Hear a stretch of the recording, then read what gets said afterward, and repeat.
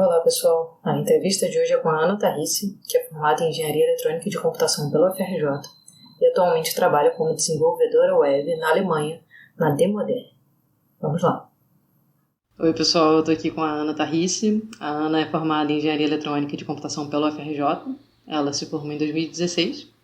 E, bom, Ana, você pode falar um pouco da sua formação tanto na UFRJ quanto na UERJ?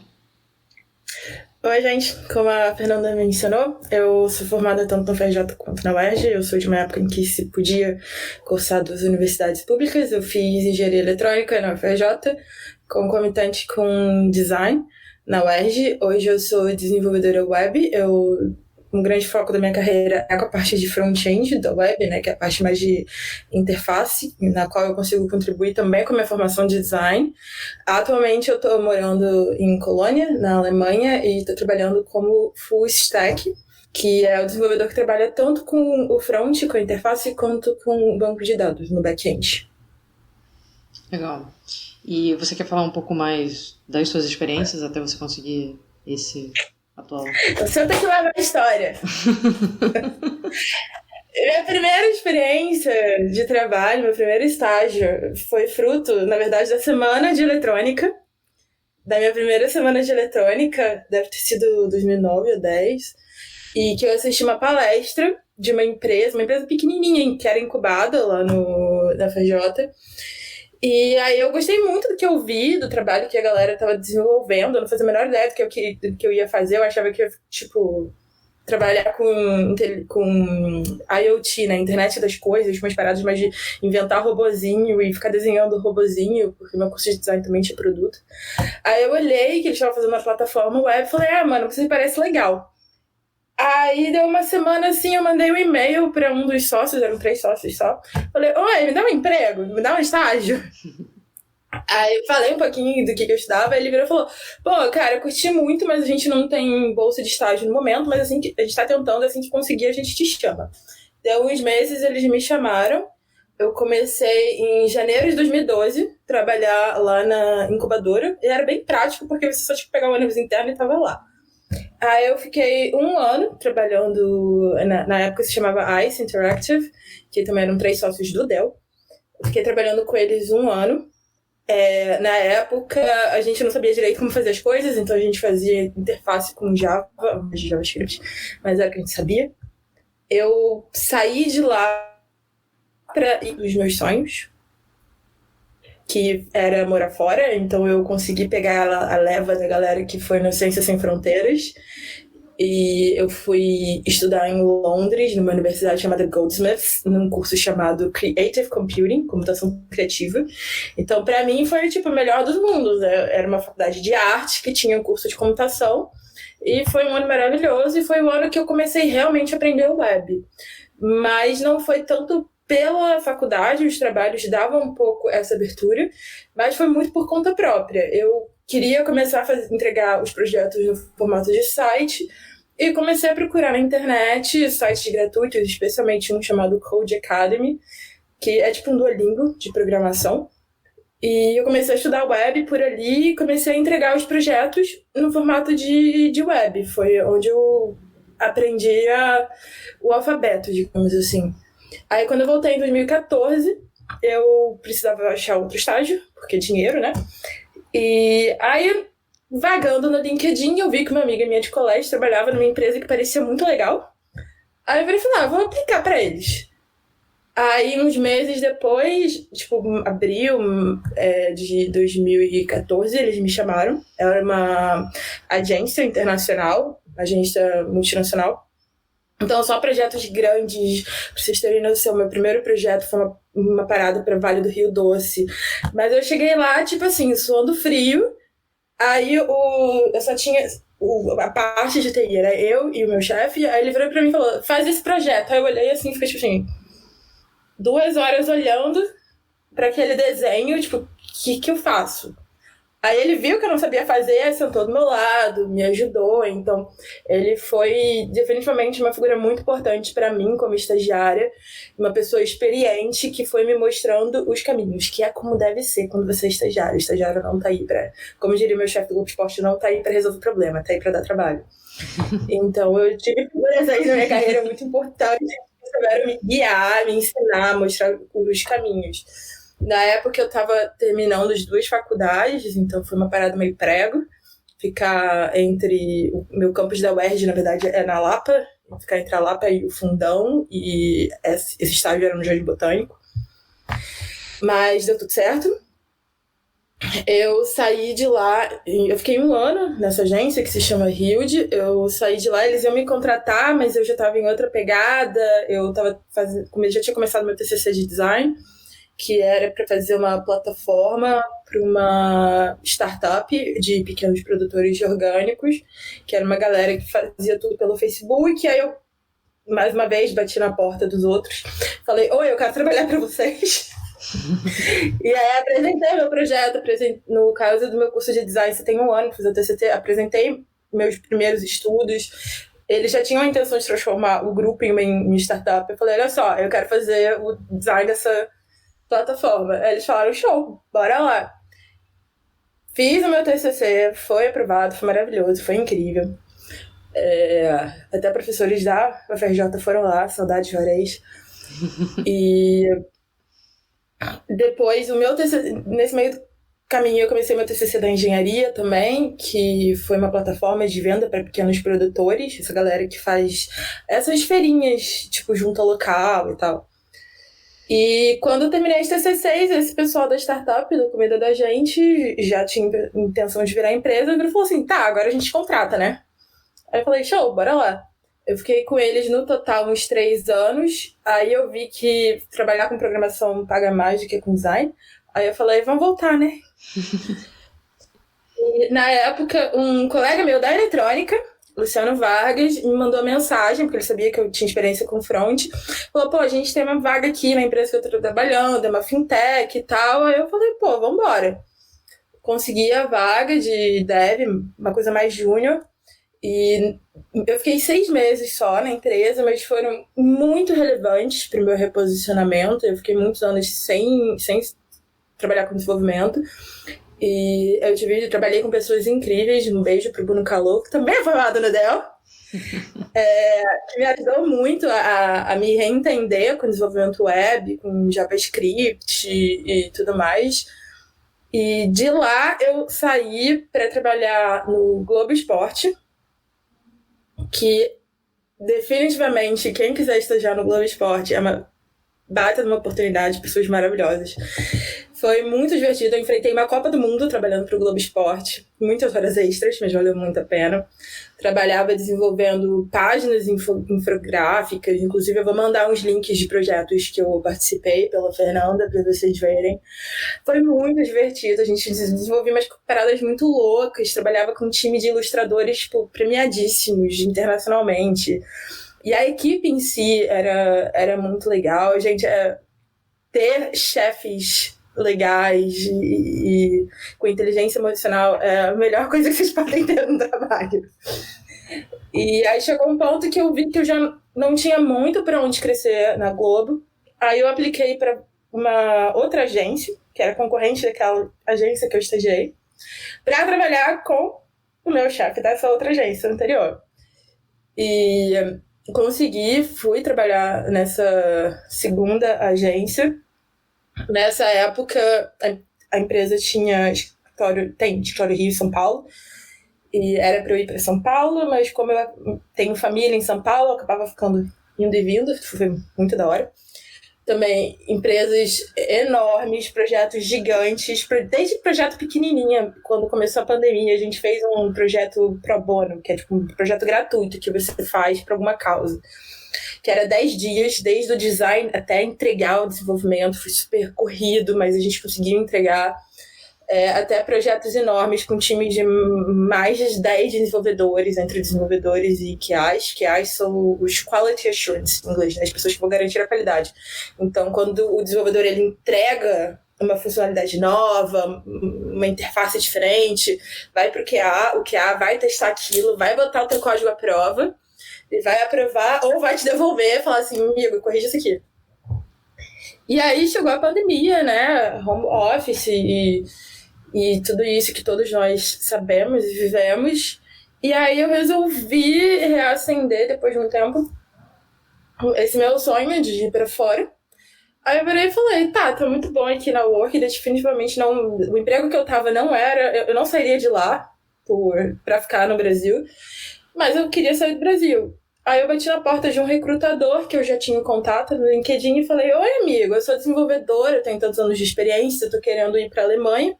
Eu já falava um tanto de alemão, eu comecei a aprender quando eu tava morando em Londres. E falei, pô, me vê um emprego aí pra eu me mandar pra Alemanha.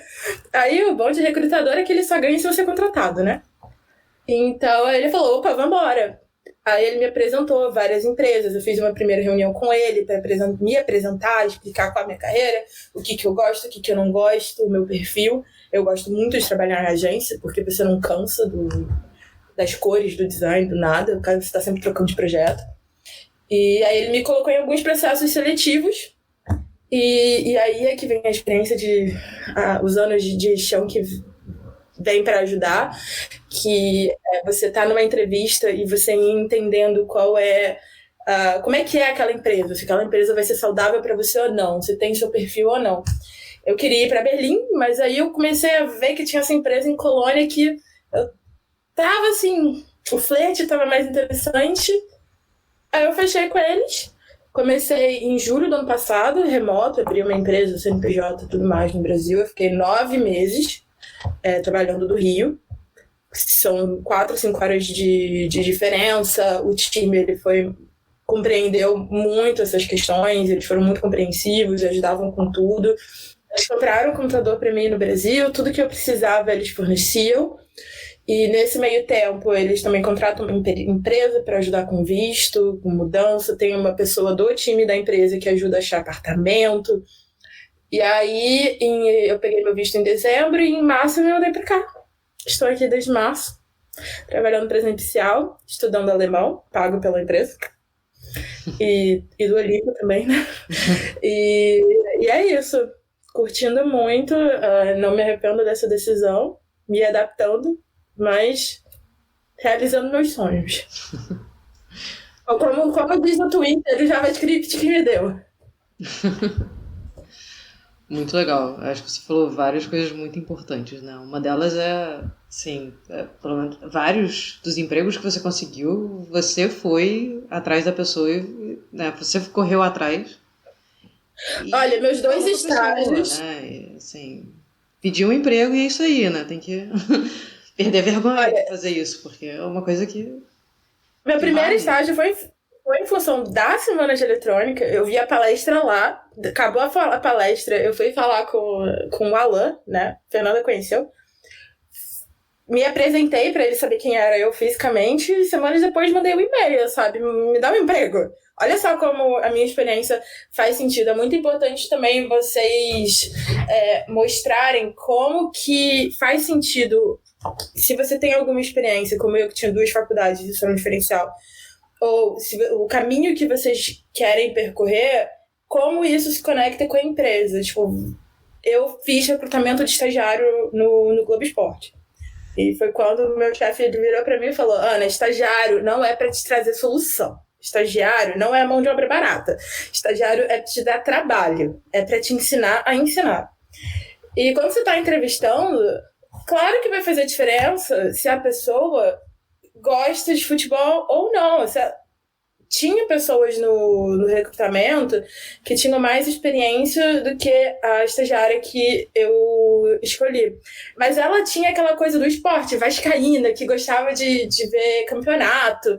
Então a pessoa se relaciona com o objetivo da empresa, né? Com a área da empresa. A hora de procurar um emprego, é interessante vocês alinharem isso também. Por que aquela empresa faz sentido para você? Se não for pelo assunto, como o esporte, pelo que aquela empresa desenvolve com tecnologia, ou as oportunidades que ela pode te trazer, como você se vê crescendo lá dentro. Mas meu primeiro estágio foi isso. Aí o segundo estágio eu apliquei pelo site. E aí o meu primeiro emprego foi literalmente eu bater na porta mandar e-mailzinho e depois... Gente, eu lembro eu chegando no apartamento do fundador da startup e mostrando as minhas pesquisas preliminares de TCC. E ele, tipo, legal, vamos trabalhar junto, então.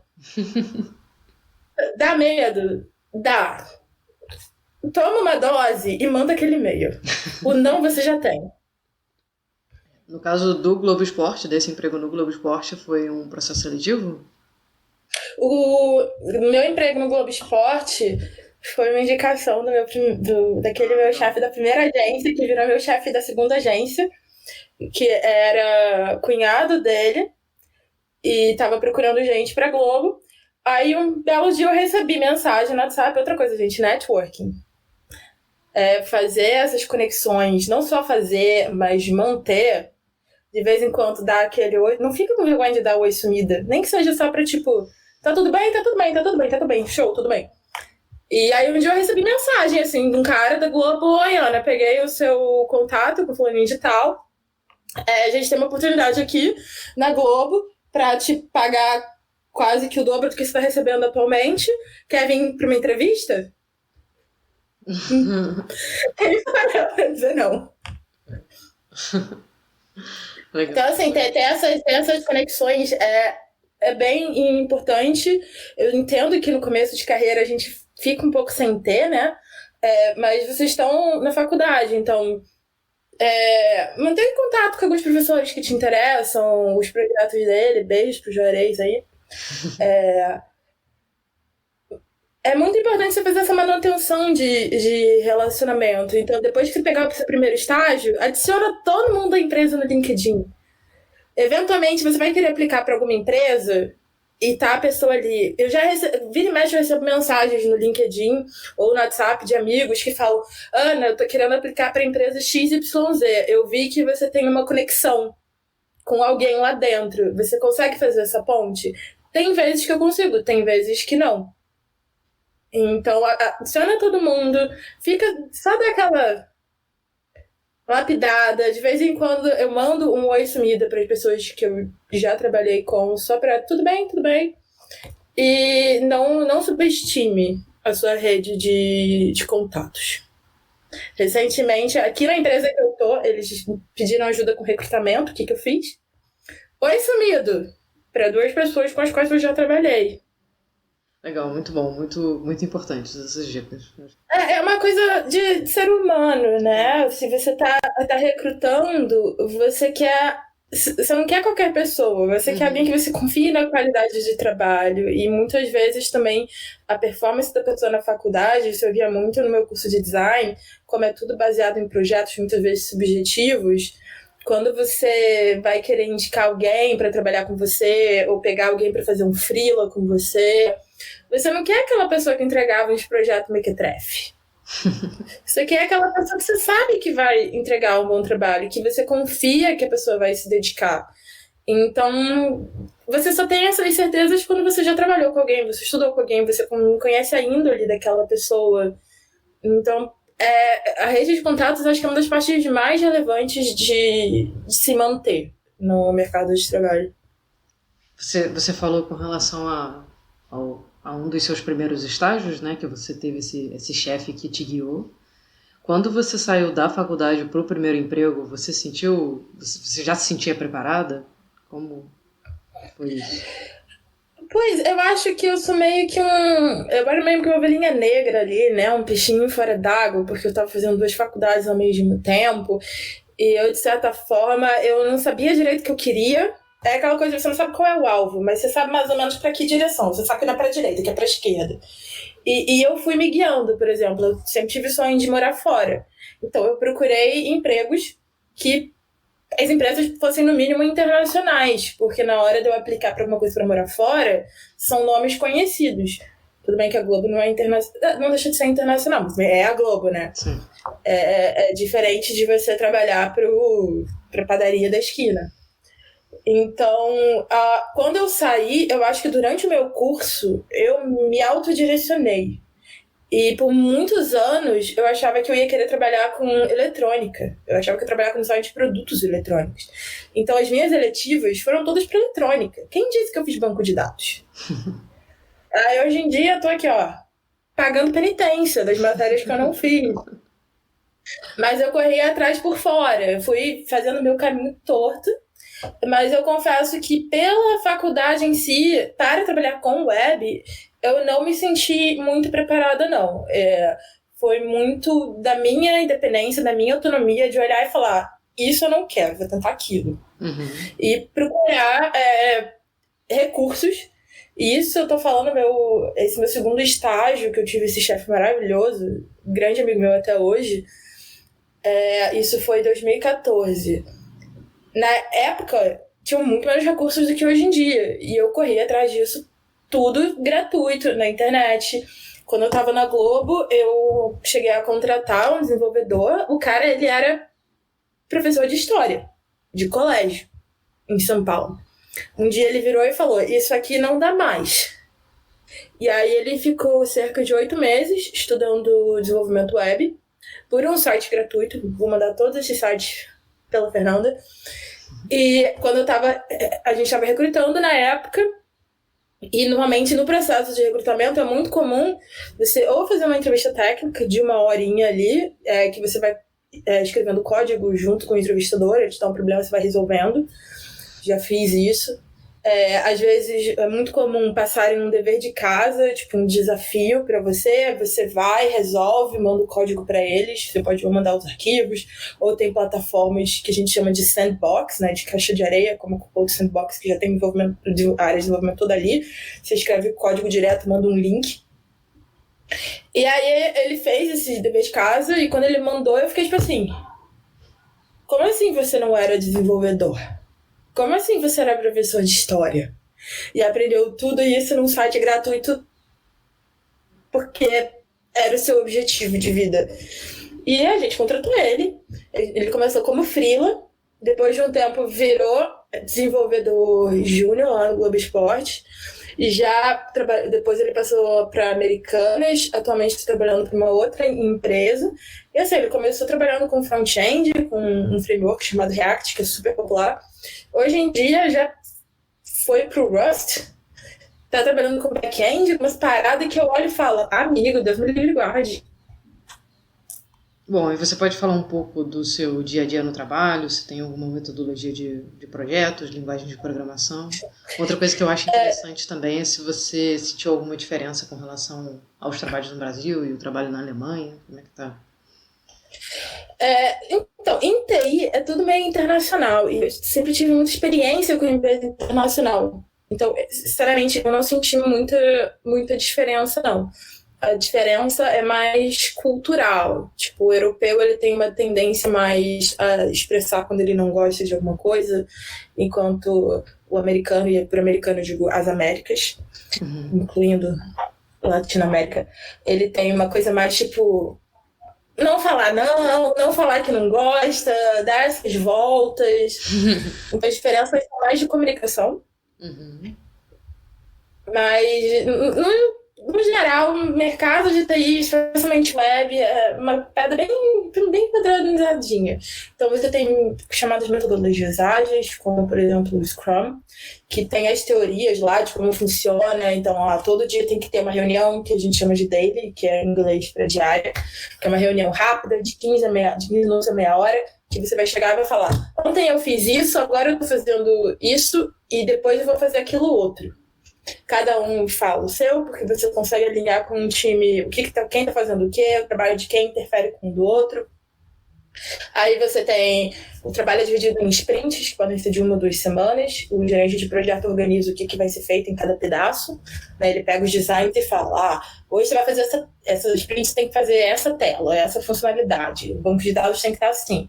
Aí eles criam cardzinhos nas ferramentas, tipo um Trello. No meu trabalho atual é com Gira, mas cada empresa usa o seu, mas é tudo igualzinho, um monte de coluninha, um monte de quadradinho que você pega da coluna do a fazer, bota na coluna do fazendo, pra coluna do terminado, tudo no mesmo esquema.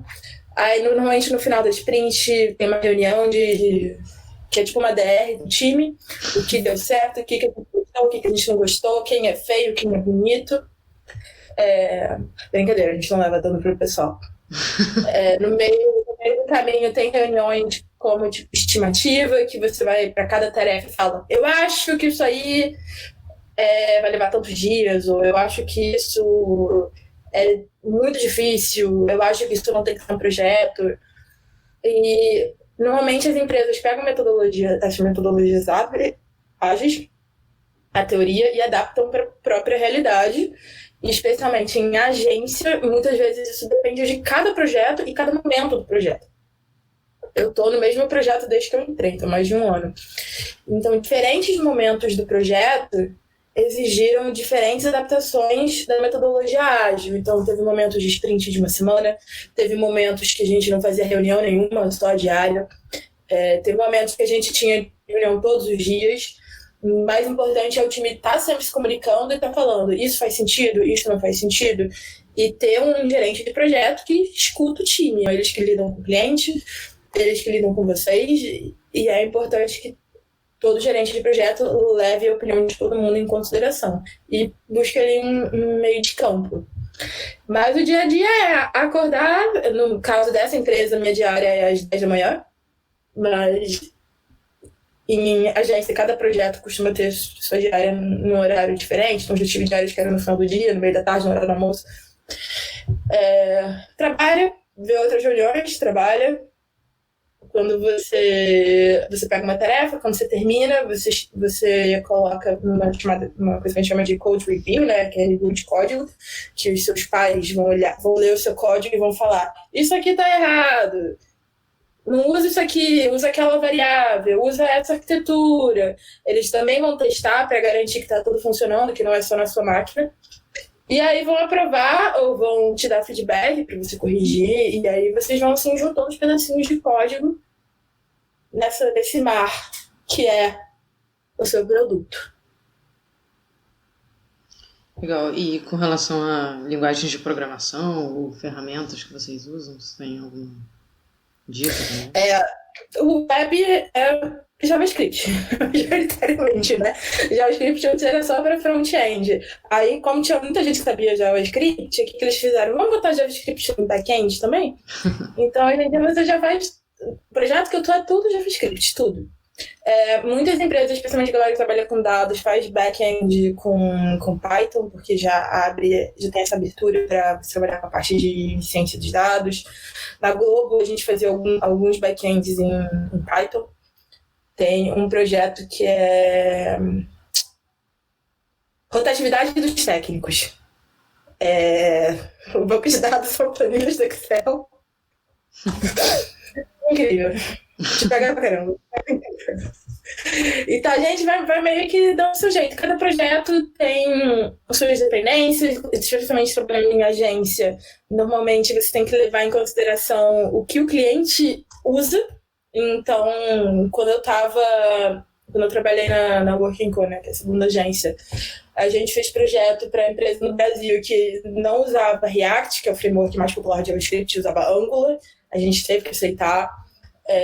A gente fez projeto para uma empresa que é tipo um Airbnb daqueles rental vehicles, né? Aqueles motorhomes. A gente teve que usar exatamente as ferramentas que eles usavam, tudo igualzinho do deles. A gente teve projeto para Claro, que era tudo nosso, a gente que decidiu o que fazer, entregava para eles só tipo, ó, o código tá aqui, tá tudo no ar, boa manutenção.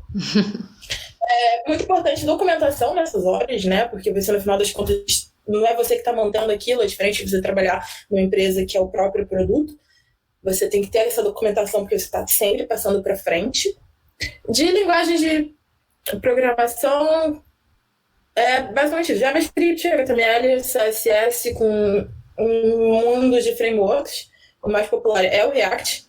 E não tem como fugir disso. Ele já tem, inclusive, a versão React Native, que é para aplicativos de celular. Ferramentas de editor de código. É muito comum a galera usar o Visual Studio Code da Microsoft. Parte de repositórios. As empresas podem ter ou conta corporativa no GitHub, no GitLab, no Bitbucket. No final das contas, é tudo Git, só muda a plataforma.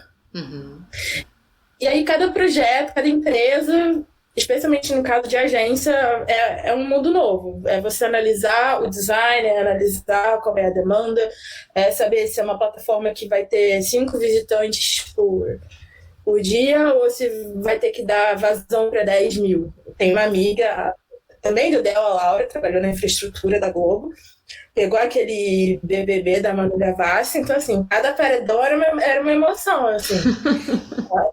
Cada madrugada ali segurando o site para não cair. Então, assim, cada projeto é uma realidade. Eu, pessoalmente, gosto dessa coisa de estar sempre trocando, né? Então, eu gosto de estar em agência, que você não enjoa daquele projeto, uma hora, tipo, que nem agora, a gente está entregando o projeto agora. Então, tipo assim, vai, não quero mais ver. Aí vai ficar um tempo quietinho até pegar o próximo. E aí é todo mundo novo. Legal. Bom, e que outras habilidades você acha que são importantes para um engenheiro e programador? Pesquisar no Google, saber pesquisar e entender que você vai pesquisar coisa de web, o primeiro post que aparecer vai ser uma parada de 10 anos atrás, que tá todo mundo ainda copiando e colando aquilo, esquecendo que ano passado já saiu coisa nova que sabe fazer aquelas 10 linhas de código em uma só. Então, tem que saber pesquisar, tem que saber como usar os atalhos do Google, de excluir termos, de escolher sites específicos. Eu, por exemplo, hoje em dia, eu só pesquiso publicações de um ano para cá. Porque senão você cai nesses buracos de coisas super antigas só porque a página é popular no buscador. Então, o dia do programador é Google, o dia inteiro. Você tá sempre com aquela aba ali, tipo assim, com 5 coisas, tipo, como formatar uma data em JavaScript. Todo santo dia. Você já fez aquela tarefa 5 milhões de vezes nos seus últimos 10 empregos. Você ainda tá pesquisando. Outra coisa que é muito importante para o programador não tem como fugir, é o inglês. Precisa ser fluente? Depende dos seus objetivos de vida, dos seus objetivos profissionais. Se você não tem vontade de ir para fora, você fala, cara, minha vida é aqui, quero pegar um campo remoto, viver na beira da praia, na ilha de Boipeba, na Bahia. Show! Mas tudo que é documentação, todas as ferramentas, é tudo documentado em inglês.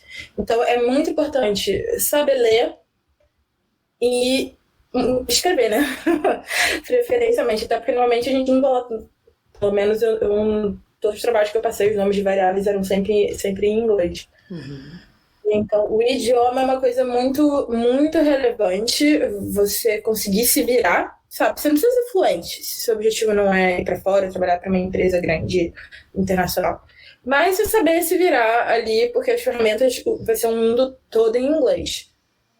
Agora, se você tem aspirações, eu quero ir um dia para fora, eu quero trabalhar em projetos para fora, pegar um trampo remoto para ganhar em outra moeda, é importante você ter um inglês intermediário para começar. E aí, normalmente, essas empresas, elas oferecem curso de idioma. Então, as 2 agências que eu trabalhei, internacionais, ofereciam cursos de inglês, a que eu estagiei oferecia em espanhol, porque também tinha escritórios na América Latina. Então, quando você estiver entrevistando, não fica com vergonha, não. Pergunta. Oferece quais são os benefícios? Oferece ajuda para aprender o idioma? Eu estou aqui na Alemanha, a minha empresa, ela paga. Eu faço aula de alemão uma vez por semana. Tem um site chamado Preply, eu escolhi a minha professora. Eles me deram um cartãozinho corporativo que só vale naquele site. E uma vez por semana eu tô ali fazendo aula. Gente, Duolingo. A prática, idioma é muito relevante. Outra coisa, é inteligência emocional, mas isso vale pra vida, né? De você... E assim, você tá numa entrevista e você entender se aquela empresa realmente vai valer a pena. se aquela empresa tá ali para sugar o seu sangue e te ver como mão de obra barata, especialmente a galera que tá começando a ver estágio agora, ou se você olha para ele e fala, cara, tem chances de contratação, eu vejo aí uma maneira de crescer lá dentro. E fazer certas perguntas. Lembrar que numa entrevista, gente, eles não estão só entrevistando você também está entrevistando a empresa. Eu sei que quando a gente está ali na base da cadeia alimentar é meio difícil, mas fazer algumas perguntas como, entre os benefícios, tem ajuda de custo para educação? Seja, por exemplo, para comprar um curso, seja para comprar um livro, seja para ir numa conferência. Às vezes, por exemplo, essa minha amiga Laura, ela já conseguiu vaga em conferência por programa de diversidade, que muitas conferências têm isso, internacionais, incentivo para minorias. Ela conseguiu a vaga, aí a empresa virou e falou, já que você conseguiu o ingresso para a conferência, a gente paga a sua passagem e sua estadia. E lá você foi ela para os Estados Unidos. Então é importante fazer essas perguntas, perguntar se tem programa de mentoria. Isso faz muita diferença, muita. Perguntar quais são as expectativas da empresa no meu primeiro mês de trabalho, daqui a 6 meses. O que vocês acham onde eu deveria estar, o que eu deveria conquistar? Especialmente quando você está nessa coisa do seu primeiro emprego, do seu primeiro estágio, perguntar essas coisas que vão te fazer crescer, se tem plano de carreira. Essas perguntas são muito relevantes, não só para você saber, mas isso muda assim, o olhar do recrutador sobre essa pessoa. O recrutador te leva mais a sério. Comunicação. Isso é uma coisa bem difícil para engenheiro, né?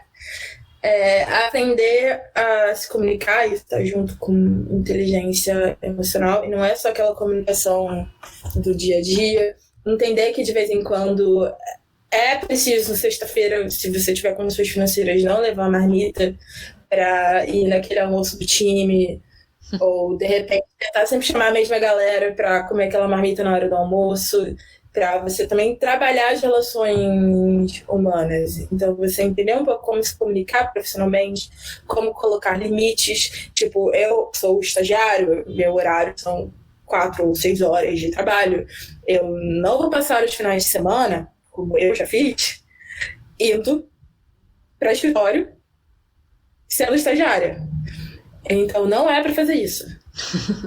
Outras pessoas fizeram isso antes de vocês, por favor, não repitam. Sabe, colocar limites, explicar época de prova, não vai rolar. Lidar com as pessoas, ter empatia, entender que às vezes na maioria dos meus trabalhos eu chegava rápido, né? Eu tive esse privilégio de parte da minha vida ter carro, parte da minha vida morar perto do trabalho, conseguir chegar em meia hora. Então, mas entender que muitas vezes o teu coleguinha leva 3 horas. Então, eu morava no Lago do Machado, trabalhava no Jardim Botânico. Tinha gente que morava em Nova Iguaçu. Não dá para colocar no mesmo patamar. Então, é preciso ter muita empatia com as pessoas. E uma coisa que o meu mentor aqui, do meu trabalho da Alemanha, me falou algumas vezes, quando eu estava me desentendendo com colegas, eu tenho certeza que fulaninho não está mal intencionado. Às vezes, é algo que a pessoa está passando na própria vida, algo que a pessoa está passando na própria família. Às vezes alguém vai estar vacilando, às vezes vai ser você. Eu, por exemplo, tenho questões de saúde mental, eu sou bipolar, eu cheguei num ponto da minha carreira em que eu me sinto segura de virar para minha empresa e falar, então, como vocês sabem, eu sou bipolar, e bipolar tem esse probleminha. Nesse momento, eu estou com problemas para dormir, eu não vou conseguir chegar para a reunião das 10 da manhã. E aí eu já me adianto também e já falo, olha, as minhas atualizações são essas, beijos, vejo vocês à tarde. Então, entender, assim, que cada pessoa é diferente e tentar não ter picuinha, que muitas vezes é difícil, mas é importante.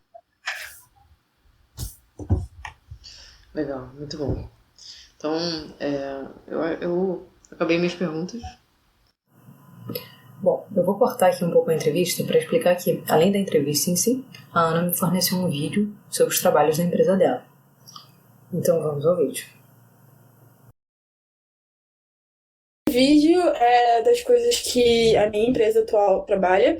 A empresa, o foco dela era coisas com instalações físicas, de realidade virtual, realidade aumentada. Com a pandemia isso não foi mais possível, então eles vieram para desenvolvimento web. E foi aí que surgiu essa oportunidade para mim. E eu, com a minha experiência, de vir ajudar eles a se adaptar a esse mundo do desenvolvimento web. Uhum.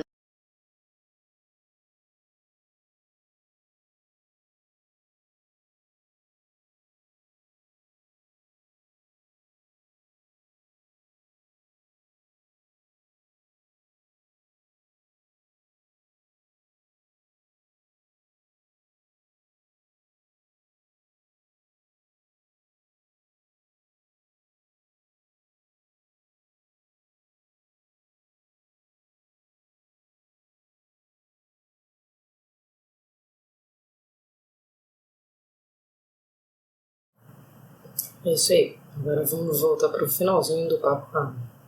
Fica à vontade de disponibilizar minhas redes sociais. Meu slug é o mesmo em todo quanto lugar, a Tharisse. A Tharisse.poli, Gmail, LinkedIn, tudo quanto é Twitter.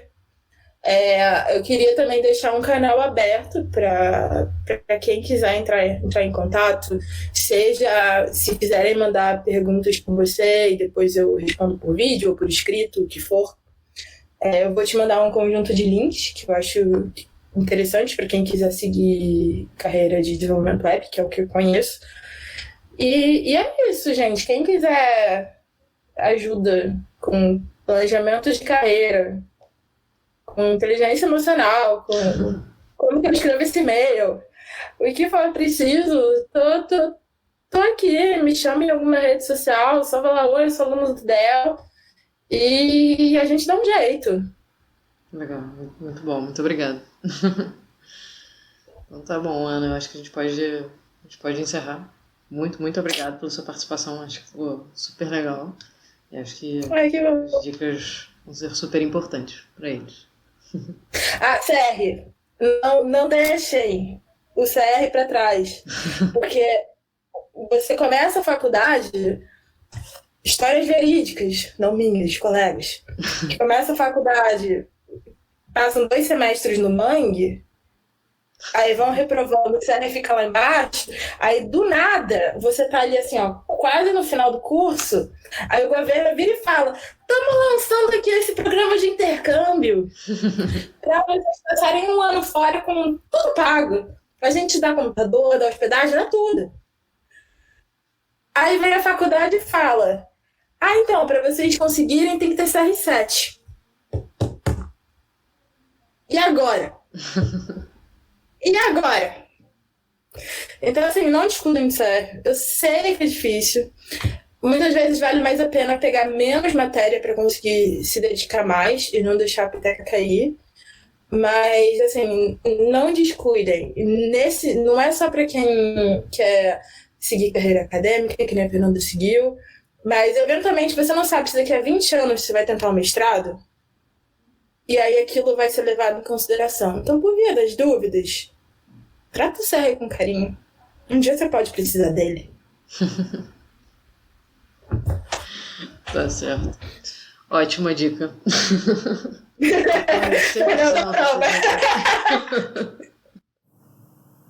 Chegamos ao fim do nosso vídeo. Espero que vocês tenham gostado da entrevista. Até!